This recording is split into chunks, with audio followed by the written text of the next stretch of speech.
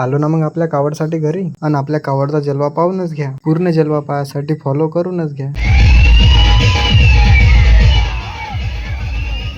सकाळी सकाळी टी शर्टचा वाटप चालू होता, तर टी शर्ट घ्यायला आलो. गर्दी होती, टी शर्ट घेतलं आणि घरी आलो. आपल्या कावडवर मूर्ती उभी करायसाठी जागा केली. तोपर्यंत आपल्या गौरवनं त्याचा ट्रॅक्टर आणला आणि झेंडा बांधून घेतला. आपल्या गावातले कावडले नेण्यासाठी सगळे ट्रॅक्टर मंदिरवर आले होते. प्रत्येकाने झेंडा लावून घेतला मग मंदिरवर, आणि सोबत पाण्याचा टँकर बी होता. हा डीजे आपल्या कावड सोबत येणार आहे आणि प्लाझ्मा गावात वाजणार आहे. आपल्या कावडच्या तयारीसाठी सगळे मंदिरवर आले होते. आपल्या कावडवर नंदी होता, त्याच्यासाठी बी जागा केली मग, आणि आपल्या कावडचं पोस्टर बी लावलं. उचलली ना मग मूर्ती आपल्या कावडवर आणण्यासाठी. मूर्ती एवढी मोठी होती की आपल्या गावातल्या ताराला बी थाडे. तार वाचत वाचत मूर्ती कावडवर ठेवली. नंदीला पक्क बांधून घेतलं आणि मूर्तीला बी बांधून घेतलं. मूर्तीला शेले बी बांधून घेतले. आपण आपल्या कावडमध्ये महादेव आणला होता डायरेक्ट. आज आपण आपला चेहरा बी घेतला ना व्लॉग मध्ये.